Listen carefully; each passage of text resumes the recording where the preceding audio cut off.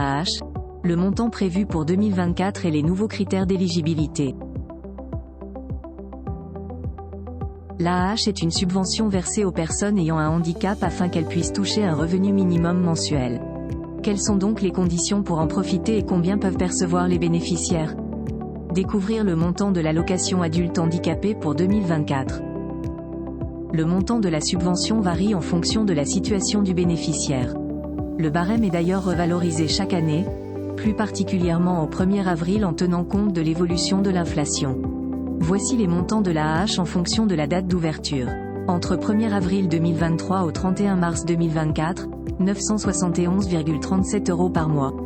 Entre 1er juillet 2022 au 31 mars 2023, 956,65 € par mois. 1er avril au 30 juin 2022, 919,86 € par mois. 1er avril 2021 au 31 mars 2022, 903,60 € par mois. Les montants selon la situation de l'allocataire.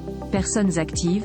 Pour les bénéficiaires exerçant au sein d'un établissement ou d'un service d'aide pour le travail, le montant de la subvention est fixé selon ses revenus. Le calcul s'effectue chaque trimestre. Personnes inactives. Cette catégorie d'allocataires qui ne justifie d'aucun revenu reçoit une aide de 971,37 € par mois suite à la revalorisation annuelle qui est portée à 1,5%. Personnes bénéficiant d'une rente d'invalidité ou de pension.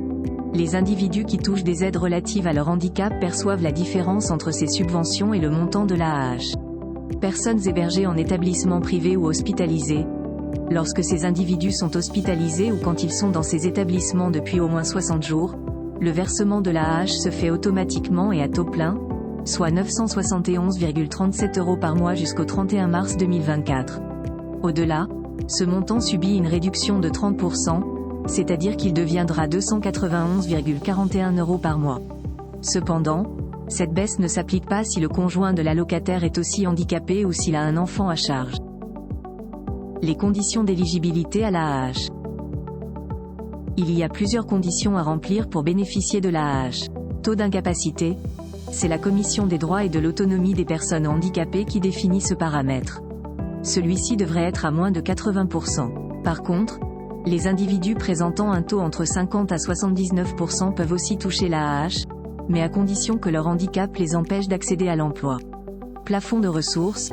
Afin de bénéficier de ce versement, le revenu de l'allocataire, 2 ans auparavant, doit être en dessous d'un seuil imposé. Suite à la mesure de déconjugalisation datant du 1er octobre 2023, les plafonds sont les mêmes pour les bénéficiaires de cette aide, qu'ils soient en couple ou célibataires. Dans le premier cas, le montant est calculé uniquement à partir des revenus annuels de l'allocataire. Par contre, si cette méthode est moins avantageuse par rapport à la première, alors ce sont les revenus du partenaire qui sont pris en compte. Nationalité. Les allocataires doivent posséder une nationalité française et habiter sur le territoire. Cependant, ils peuvent aussi être bénéficiaires d'un titre de séjour ou d'un récépissé de demande de renouvellement de ce titre.